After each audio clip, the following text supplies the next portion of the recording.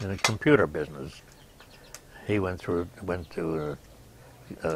George Washington University, and he's busy with. They design websites. They train people how to handle things. He's a busy guy. Yeah. He's out in Flemington. You know where that is? Yeah, yeah. Oh, that's. I was out there a couple of days ago.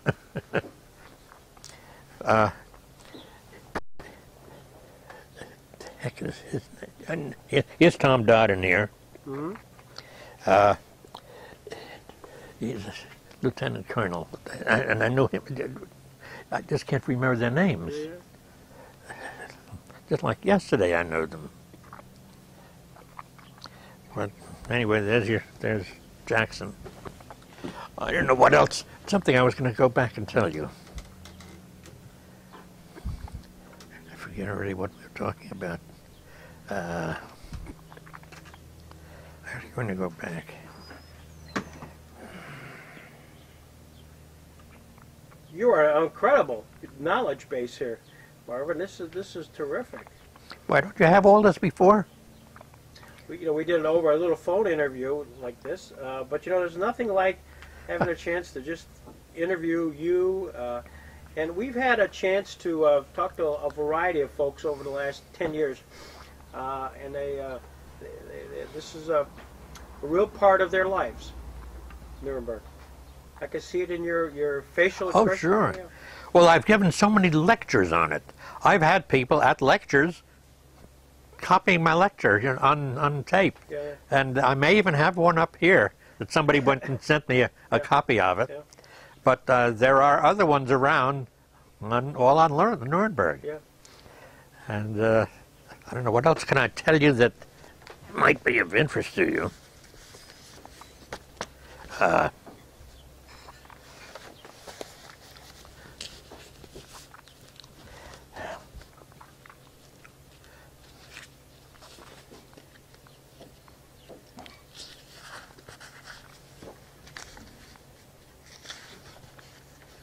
Revolutionary War. Right.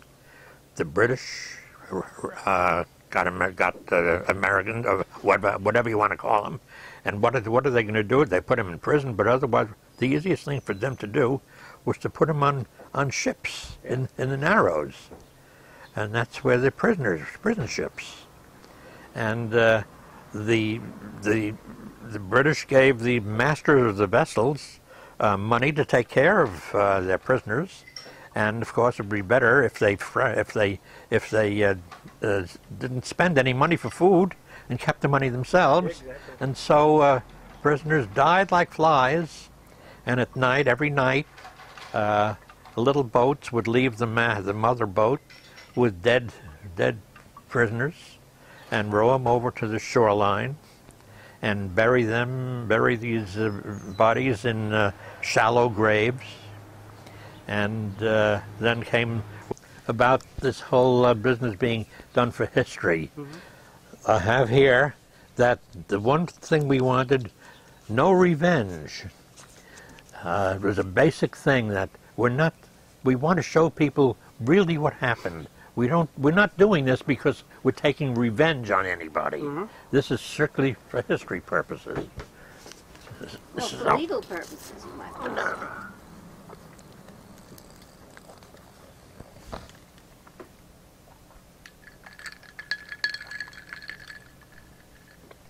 Those were a bunch of baddies, weren't they?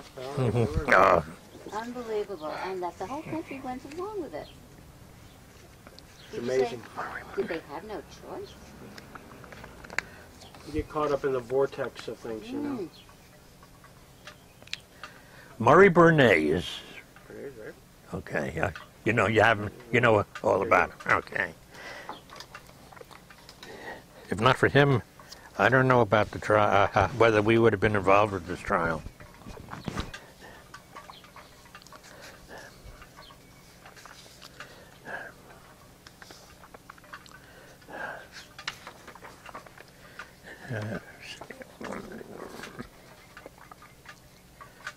So you're a year-round resident of Jamestown. Mm-hmm. Right. Cold in the winter? Yeah, but we're used to it. It's this past year we didn't get as much snow as we normally do. Really? Yeah. My son used to teach in Cazenovia. Sure. Yep. Cute little town. Exactly. Between Rochester and Syracuse. Yeah, yeah. Closer to Syracuse, actually. The snow that we had. Oh, beautiful. I think that's one reason that he left. Before the trial, we were in Nuremberg at the time.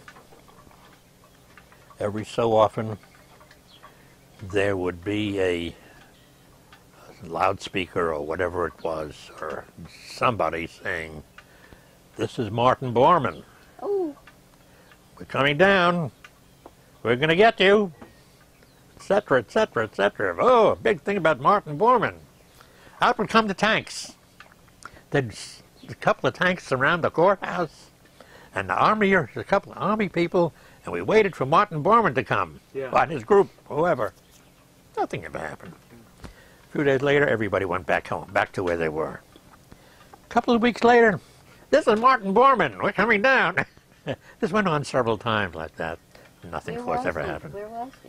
He was dead, I guess. It turned out he was dead. It was all. Oh, he's not coming back. But they come over to loudspeakers? I don't remember how. I don't remember where it was, but I remember hearing it. Yeah. It must. I don't know where. I don't remember. Yeah. I remember hearing it. This is Martin Bormann. It's funny. That's great. Now Krupp, you know, the old man Krupp, he was senile at this point, and he was supposed to be part of the trial. And finally they decided, no, this man shouldn't be in the trial, and they put his son in there. His son really didn't belong.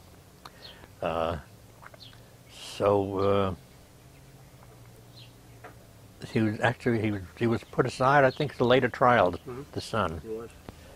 But I remember at the time the whole thought about what to do with the old man. And I think he died a couple of years right thereafter. He did. He did. I've always wondered, how did Goring get a hold of that poison pill? Well, there's lots of theories. Oh, no. Yeah. What are the theories? Well, one of them was in his suitcase, and he convinced, just after the sentencing, but before the execution, the day period, convinced a guy named Tex Wheelis to get access to his suitcase, because he was going to give something to the soldier. He established a relationship. So, give me the suitcase, I'll give you something. Well, he did. It was a watch fob, but everybody presumes that within the suitcase secreted was the cyanide. Oh. That's the principal theory. And did the soldier get the watch fob? But the soldier never knew, and he died in 1954, so he can't talk about it much. Yeah. I used to watch them in the prison. That is, our windows looked down, and they would split them half. Half of them would walk, maybe 10 or 11 would walk around in a circle, just marching. Nobody spoke to each other, and then they went in, and the other half would come out. But I remember, even when they were inside, I remember at the very beginning. Oh, that's what I wanted to tell you. The very beginning, they had one soldier paroling about four cells. Right. And then, what's his name? Well, Robert Lay. That's who I want to talk about. Yeah. Robert Lay. Robert Lay changed his religion. I think he became a Catholic. And he used to pray all the time. Pray. But it's not only Robert Lay. I'm trying to think of our guy. I saw his picture here before. You don't remember who was supposed to be the lawyer for Robert Lay, do you? No, I don't. I'll have to find him again.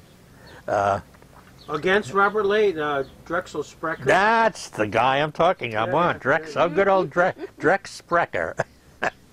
And I remember, of course, Robert Lay went and he committed suicide. Oh. He hung himself. Yeah. Oh. That day when he hung himself, you can't imagine what Sprecher looked like. He was white. He was livid. He came to the trial specifically to Drex Sprecher in Washington. Before he came to trial, was a labor lawyer, and Drex Sprecher was a labor minister, and he was after. What's his name? And Sprecher came to get him. And they took away his trial. He was. What do I do now? You know. Anyway, Drex got two other trials. One of them went. Who do you have that went free? Fritchie. Fritchie went free. Yeah. So that Drex Sprecher, wonderful guy, curly hair. You should see him. He was just motion. You know what he looked like? Yeah, yeah. Okay. Quite a guy. That was Sprecher. We understand he was quite a ladies' guy too. That I don't know. You said curly hair.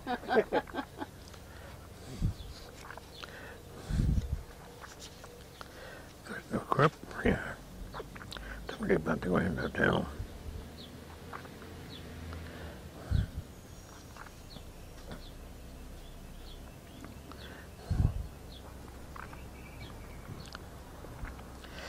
Now the other two judges, the French and the Soviet, I never heard peep from them. Didn't say much. Nothing. Of course, you have the four parts of the trial: the war crimes, crimes against humanity, etc. You have all that.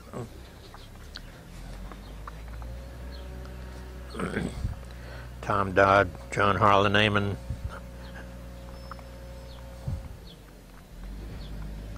That was Chris Dodd's father? Yeah. He had trouble. He left the Senate on Naughty a charge. naughty guy. Yeah, Gordon Dean, Jim Todd Schilberg. Yeah.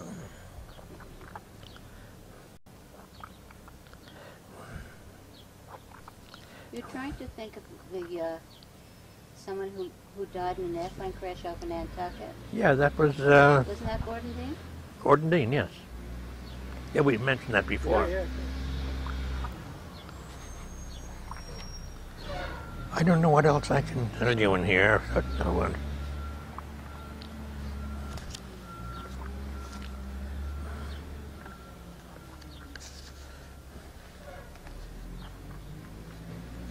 Oh, you asked before about our what did we think about the city itself? Told you it was all a shambles. And one Sunday, another officer and I were walking through and looking at all this rubble and trying to determine what happened, just walking through. And at one point, all of a sudden, we heard, bing, bing, and somebody shooting at us. Wow. So we jumped behind some. There were plenty of boulders, so we jumped behind there and we stopped. We pinned down, and we don't know how long we waited. And then a staff car also came driving through, and we ran out and flagged them down and jumped into the car and rode away.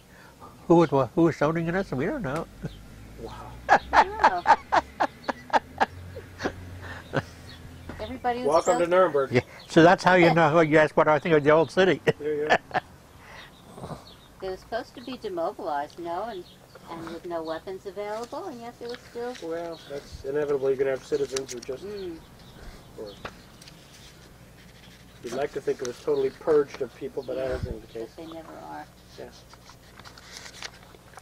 Now we had a social life up there also. We all were given houses. Not that we weren't given individually. When I moved in there, there were 4 people in my house. One person immediately got terribly ill. where they closed us off. We were put under quarantine. I don't know what happened to him. I forget his name. And they moved him out.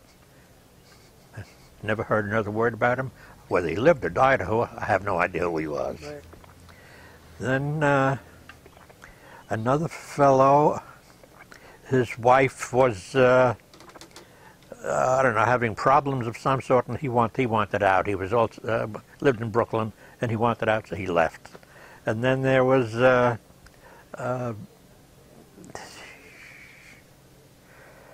buddy. Anyone I know? He lived in White Plains. And as a matter of fact, he became my attorney. He did my first will for me. I can't remember his name. He also figured he was Major Bill Coogan, Major Bill Coogan. He was my personal attorney. And afterwards, when I was on Wall Street, and his office was on Pine Street, around the corner, we'd have lunch all the time, and he became. To speak at Temple once to the kids or to the guys. The person that spoke was. Who was that? I just mentioned his name Jim before. Donovan. No, Jim Donovan, yes. Oh. Jim Donovan. Yeah. He ran for Senate. I remember seeing him in Jamestown. Yeah. Was he part of that when Charlie Goodell ran for Senator Goodell? He might have been. He might have been. He might have been. We knew at that time he wouldn't make it. Yeah. But what I don't know what they're talking about. Oh, about Living quarters. our living quarters. Yes.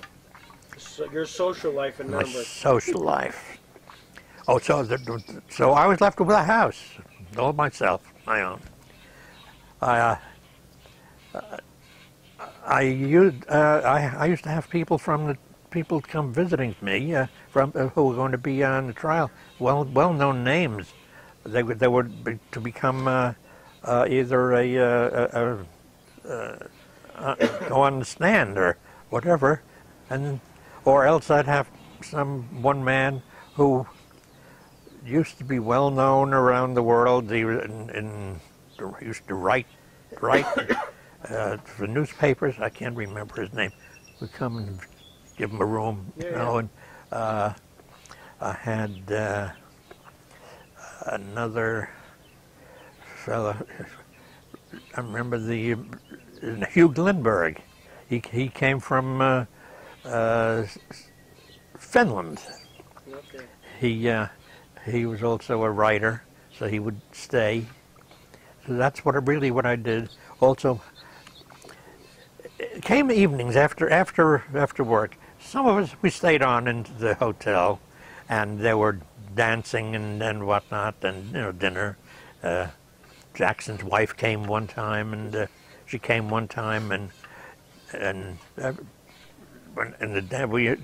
the dancing there, generally, we allowed cut-ins, because there were no women for all the men, all the lawyers and everything. So there were half a dozen women, so everybody got their turns. But when Jackson was there and his wife was there, and people cut in, he got angry. He got angry, and he put through a regulation: no more cutting. He got angry. At any rate, if not for there, then we'd go back to our own houses. But we had where we lived was like this. We had, I don't know, maybe 10, 12 houses in our place. Jackson had first. What's his name? Colonel Story was with us and whatnot. Then they got another place on the other side of town. They figured if one side gets rubbed out, at least there'll be another one, not to kill everybody off all at once, because they were afraid that. And initially we had guards around watching us, And but we didn't want to sit in our own houses, so my house was a nice house, piano, and I had the fellow, one of the waiters from the town. He'd come over and he'd be our waiter. I had a lot of officers had good food, top food you can think of, and we also had a PX, which we had good stuff. I filled up the place always, and the waiter would come, and we had parties, and he would serve all that stuff that I gave. I was not a drinker. I used to save all the. We were able to buy 7 bottles a month, I think. I don't remember now. 7. I remember it was 7, and top liquor. But what I would do every so often, I knew there were DP camps around. I would go visit. I would take a lot of food. I took all the liquor I had, and I had a drive. We always had to have a driver, and I would go visit camp on a Saturday. I particularly went where there were Jewish people. I read the Torah for them. An American to do that. Could you imagine? Yeah. And so that's how we had our social life. I would say that people were pretty good boozers, and should I mention names or not? Sure. If I can remember his name. Statute of limitations is run, yeah. A wonderful guy here, a lieutenant colonel from Texas. Oh, a guy with a strange name? Yeah. Whose daughter you... Yes, also yeah. Now, there's 2 people who can't remember. I can't remember his name. And he couldn't stand up. Right. And he'd go from house to house also. And next morning, on the job, clear and whatnot, you'd never know anything happened the night before. And this went on. This used to go on pretty frequently. And I know down in Texas, he was a big name. He became a big name, and they opened up a whole I don't know, some organization with his name on it. He's a wonderful guy. Go remember. You may maybe remember. Vaguely. I remember you read the name somewhere in the newspaper. Yeah, I read in the paper where somebody by that name out in California got married. Right. I figured, gee, a name like that I never heard before. Right. I wonder if there's a connection. So I wrote out there, and it went to her law firm out there, and of course she was on honeymoon, so several weeks went by, and when she got back there, she didn't know. She sent it back to her law firm back here, back to the state, I don't know, New York, wherever it was, the main law firm, and somehow it got back to Texas. And oh, by the way, her address that gave her address is Oklahoma, Right. but here the people were living in Texas. I figured, well, maybe it's a family. Sure enough, I got the man's brother. Brother called me. Yes, he told me all the big things. He is related to that young lady. He's an uncle or something. Yeah, And uncle, yeah. this fellow already had passed away, but he did a big job in Texas. Very well known. Now I wish I knew his name. Gee, and it was a short name. Oh well. Yeah. Yeah. So you asked me to write. So he was one of the people who from Would you there. still have it on the Yeah, memory? enjoyed the libations. I guess there wasn't a heck of a lot to do. There was Well, nothing.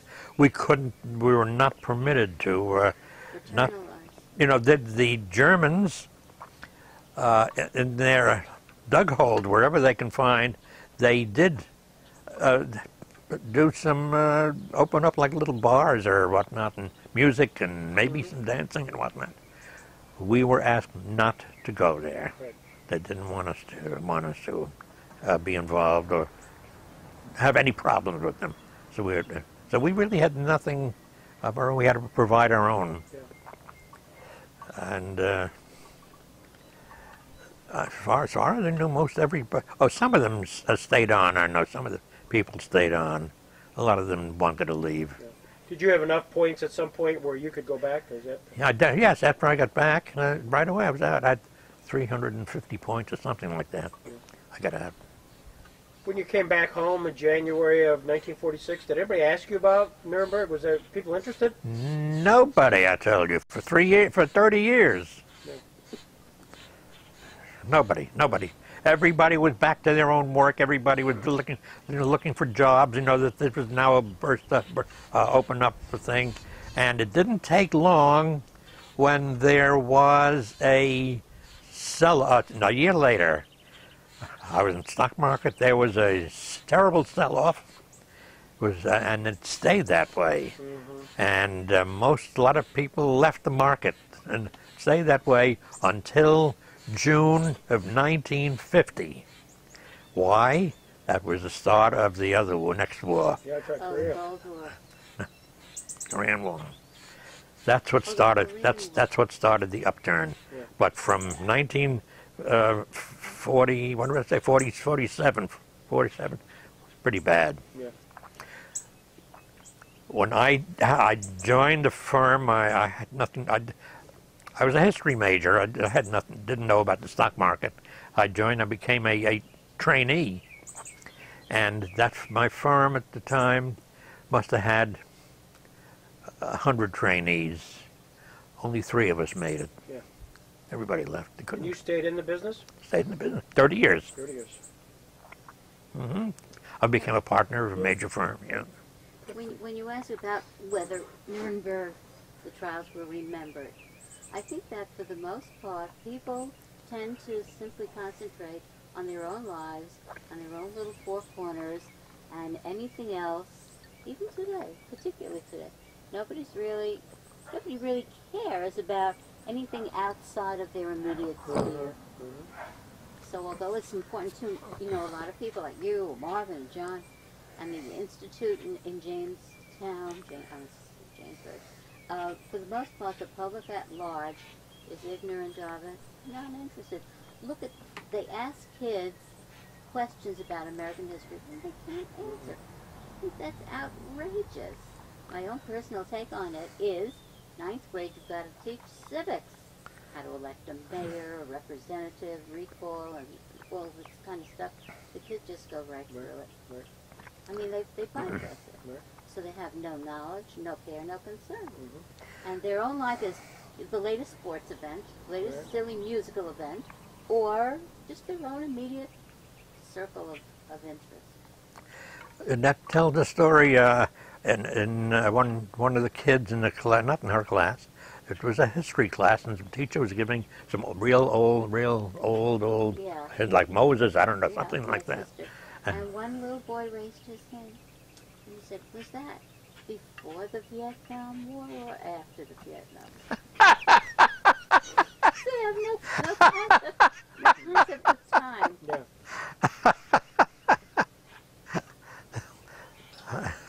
That's funny. Speaking of concept of time, I got to make sure that I wrap this up because I know you got family coming, and I Yes. appreciate you squeezing me in here like this. It was I lovely enjoy to talking talk to you. This is great, and I hope the time will come where we can get you out to the Jackson Center and maybe one of these events where we got all of these prosecutors from the current prosecutors, because whenever they get to touch the hem of somebody who was at Nuremberg, it's a big deal. Oh, really? John keeps asking me about going to Nuremberg in October or November, I forget. November. And I keep telling him I'm still thinking about it. Well, that's the other thing. November 21st, which is the 65th anniversary of Jackson's opening statement, My and goodness. we're going to be going back there because they're going to open up a documentation center, which is a museum, right in the Palace of Justice. So to them, they're extremely interested to know there's anybody out there, My goodness. and you're out there. So that might be an interesting return, I should say. Talking about documents, when I told you that we try to keep records of where things were, before the document came to me, and when it did come to me, I would fill out my own form to show a proof of authenticity. Provenance, right? So that, and I would clip it on to the document and send it on through. Whatever happened to those things, I don't know. Whether they went to Camp Ritchie, that's where all the documents are going afterward. Whether they went there, I have no idea. But I signed every document to prove their authenticity. A lot of the original documents are at The Hague. So when they got done at Nuremberg, we understand a lot of the documents ended up in the World Court at The Hague. And a guy named Thomas Bergenthal, who's one of the judges, they got a lot of money recently to sort of just preserve them because they were molding away. And I'm surprised you say that, because we had problems in that at one point there was a whole bunch of documents on an economic spoliation. Mm-hmm. That's the word I was thinking about before. They now came back. There you go. Spoliation. And it was on the docks of Antwerp, ready to go back. Everything that we had was going to Camp Ritchie in Maryland. And it was going back there, but we hadn't even touched it. And it was, what's his name, his group that I mentioned before, Eamon's group, was also later on, they worked on the spoliation things. I needed them. I mean, so I ran to the justice, and he said, "I'll see what we can do, Justice Jackson. See what we can do." And sure enough, they took those documents off the ship. They sent them back to us. And not only did they come back to us, but a whole bunch of generals came to Nuremberg, and they met with Jackson and I don't know, maybe whoever else. And they came. What's his name came? Who was the man under Eisenhower? Marshall? Oh no. No, Clay. No, he was another three-star general. Not Clay. Quiet man. Forget his name. Gee. Anyway, he came down, and they set up regulations that nothing could go out go back to the States unless we approve it's going. And they tightened up things and whatever, and that's how we got our documents, and we knew that everything was going to go back to Camp Ritchie. So when you say they went to The Hague, that to me is, I don't know. Maybe later. Maybe later on. Yeah, and I don't know what form, but I interviewed Judge Bergenthal, who was at Cleveland, and he was very proud of the fact he was sort of orchestrating the salvation of the original documents. Now, I don't know if there were exhibits, I don't know what it was, but it was at least part of it's there. Somebody had once said that those documents from Camp Ritchie were eventually going to the Library of Congress. But whether they did or not, I have no idea. The National Archives, there are various... Or the National, or some of the National Archives. That's where my name, I told you, is. That's why somewhere in the archives, and that's why I get these people calling me. Yeah, he's a superstar. Don't tell him that. Don't tell me. It's going to be very hard to live with it. It's going to be harder.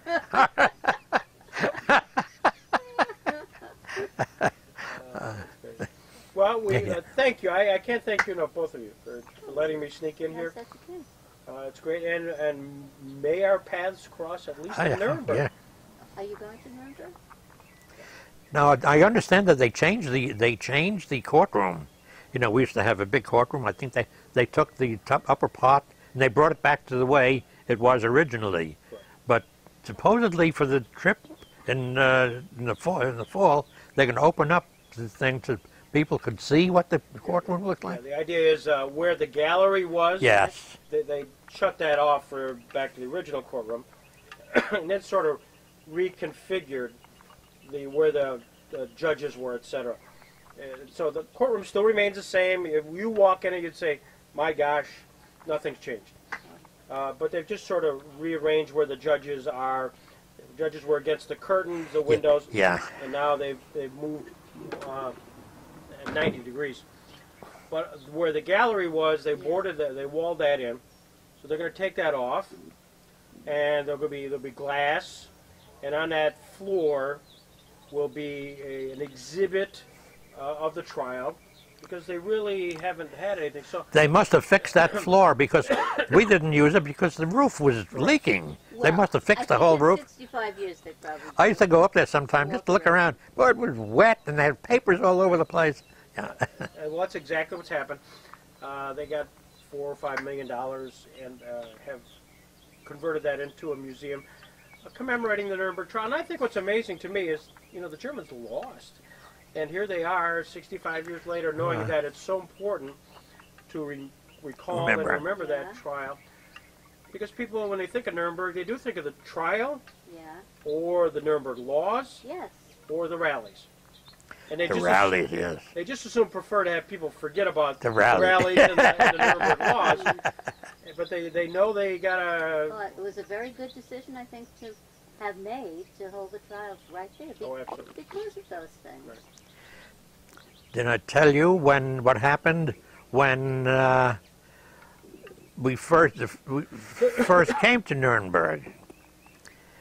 They were fixing up the courtroom, and maybe about 2 weeks into the fixing of it, the floor gave way, and everything fell to the floor below, and it was all, everything fell to the floor below. Nobody was hurt.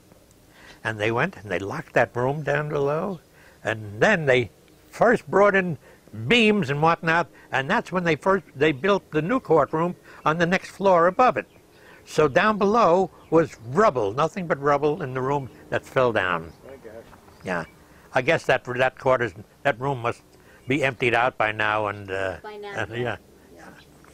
But that's what happened. The courtroom crashed. But you can still, the elevator is still there, where you can go down. Now, and you can actually walk towards where the prison was. Prison's been cut off, so you can't get to the prison. But is it still standing? The prison? Yeah. Well, one of the wings is, but not the one where the main defendants were. But you can still go down the elevator, and that was a thrill for us to go into the elevator and just go down and actually walk the hallway, and then it ends.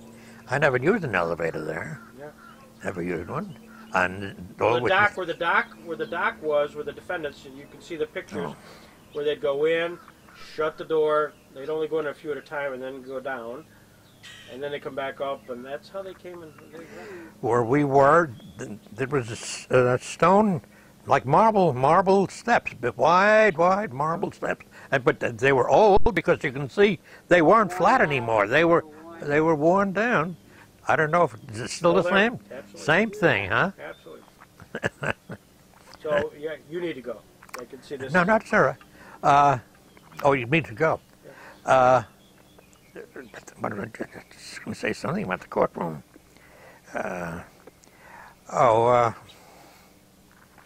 There was one room set aside where, let's talk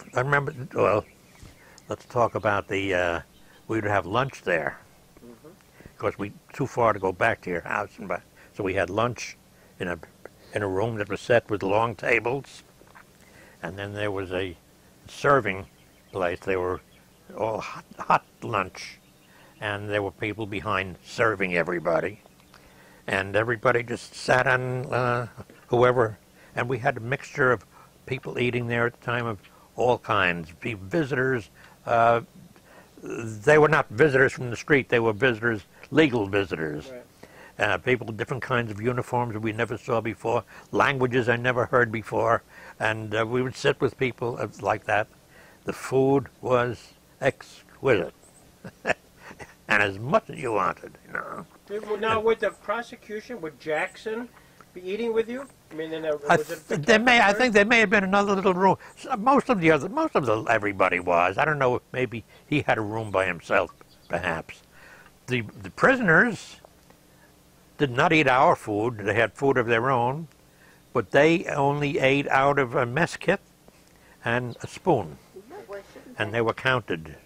What was the story about the Russian general who was so hungry and he ate so much and he kept going back for bread and more bread and...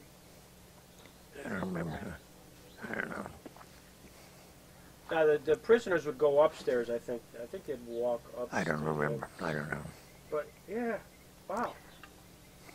But we didn't eat with them. Well, But the food, lunch was something else again. And What was a normal day, time-wise? When would you report to work? 9 o'clock. 9 o'clock? And you'd go till... 4 or 5. Okay. And if anybody had worked later, they'd work later. There was no thing, The Americans, 5 o'clock was late as they would work. This may be a really dumb question.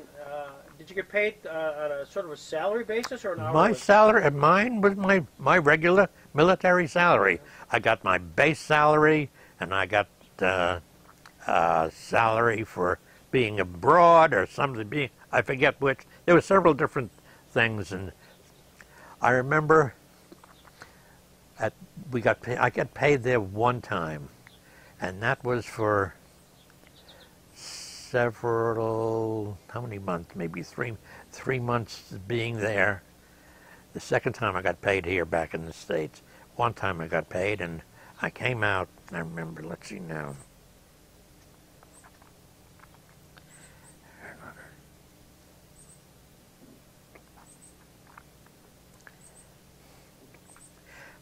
That's right. I got paid in German money. Now that I think of it, yeah, I'm trying to think of it.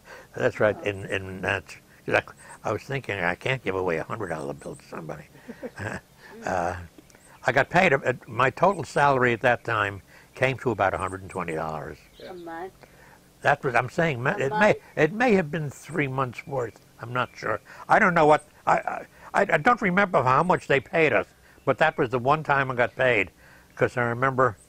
There was somebody I gave it must have been, it was 10 marks or something like that. Yeah. So, as a tip. But that would, that's marks. I don't understand about being paid in German money. Was there a German currency? Yes, there was, and the Germans. And who backed it up? Was there a government that backed it up? Well, I think the United States did. I think they supported that currency. They had to build an infrastructure.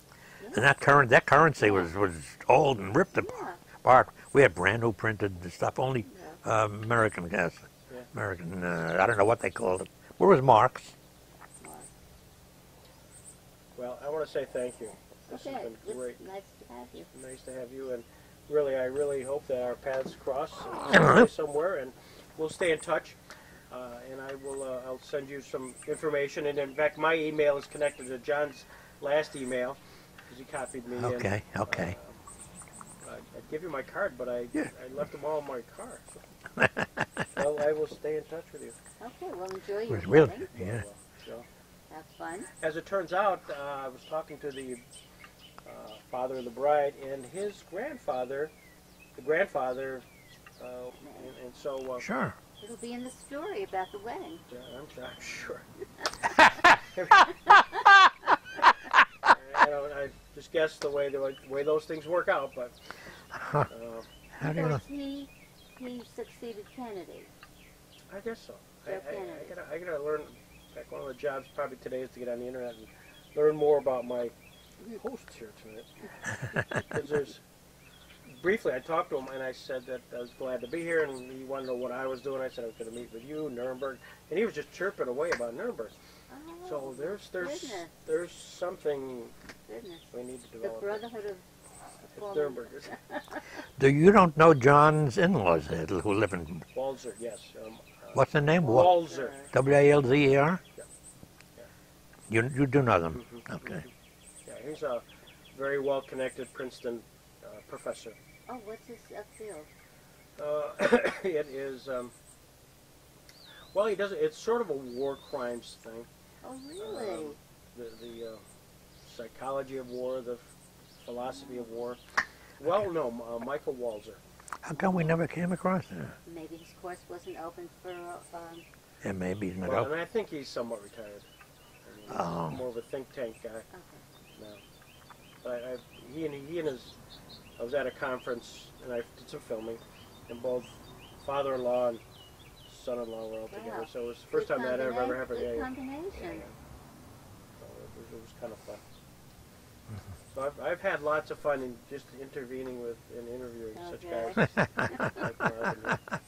There was a fellow named, get his first name, Ferenz, Yeah. Ben F-E-R-E. Ferenz. Again, he was lived up in New Rochelle, and not far from yeah. us. Had a lot of daylilies out. he's still running around. He's Yeah. indefatigable. He's like the Yeah. Ben was at the first trial. I don't remember his being after later on, He was a maybe. staff attorney. I mean, he was there in April of '46 when the Ah. trial was still going on. But basically, his claim to fame is he was one of the prosecutors of the Yeah. subsequent trial. He was. Heights and He. Lupin. Because I would always see his name in the paper. And still will. Letters to the editor. Yeah, he still will write. He's still involved in the. They were discussing in Uganda, Kampala, the definition of aggression, and Ben was there. And Ben is very much out there, very outspoken, wonderfully entertaining guy, very funny, but he's very passionate. 91. I was going to say, he must be older than Marvin. 91 years old. He'll be at Chautauqua. Going This- strong, eh? you know, oh, absolutely. He's a guy who'll be 120 and he'll still be going. Wow. He lived not far from us. I know he was divorced because I had met his wife once. They moved houses. They. At the beach. Yeah. Sorry. Yeah. He sold that house on On Farnbrook Farnbrook Boulevard. Boulevard, and no more. Well, no, I'm not sure he was divorced, Ben. His son was divorced. Was it his Don. son? Don Ferenz. Oh. Don, Oh. yeah, and I think just fairly within the last few Oh. years. Ben's wife was from Nuremberg, and she's still living in Florida. So I don't know that, it may have been a long time ago, but it's been a while. Well, let me see. I have to go back to, we're here, let's say 10 years. Maybe 25 years ago. Oh, well, Yeah. maybe. I haven't followed. But anyways, Ben Yeah. Ferenz is very much, Uh-huh. you'll read his name continually in the paper. Oh yeah, I see it. Very active and outspoken, and it's great, fun to be in his company, because you just never seen a guy who's just Excellent. go. Yeah. Go. Excellent. Yeah. But that's anyways his role. He was at the IMT, but not in your role.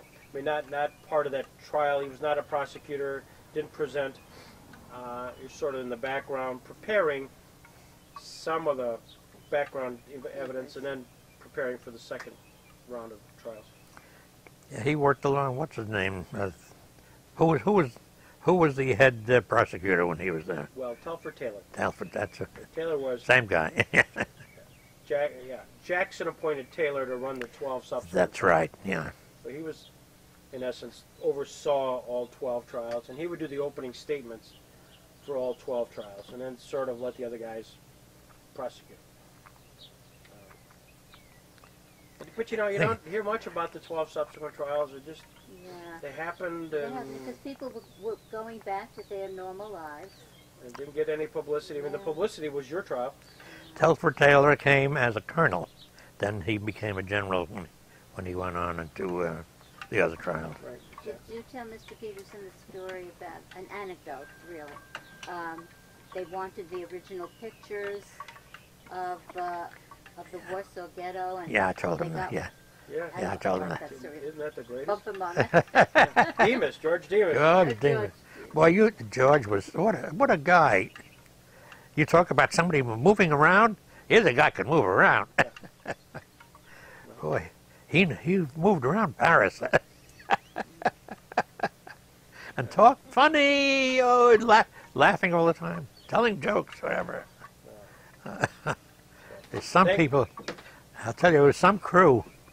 I'll tell you, the OSS itself had quite a crew. Yeah, unbelievable. Like the founding fathers, they were all there when they were needed, and this group of people were also there when they were needed. Just they surfaced. And you guys took the high road because you wanted to have a trial, and so that it would always be there. Absolutely. It would have been very easy to do the Bang, Russian way. Oh, the Russians said that they wanted to line everybody up against the wall. And be done with it. Well, they wanted to move on. I mean, you can see their point of view, frankly, they had other things to do. Yeah. The Russians, the British were saying. The British sort of had the same attitude as, let's be done with this. You know, let's have retribution. Retribution. You should have You know, seen. those countries suffered a lot. You should have seen those Russian soldiers who would guard the. You know, every one of us. They would alternate who would guard the place, and when the Russian soldiers guarded them, they were like skeletons. They all had the same size uniform, which was all very large, and they had a Sam Brown belt around them, sort of, and the back of their uniform was all just pushed together, Pushed together with the belt. They were such a sorry lot. They were the only ones who gave us problems if we want to go in or out of the hotel. They were tough. Who are you? You know, but however, in their language. But they wouldn't let anybody get in who didn't belong there. They were tough. Otherwise, everybody, you know, the French, forget about them. He comes from a different background. Well, again, thank you so much, both of you. Okay, I appreciate it. It's really nice having you.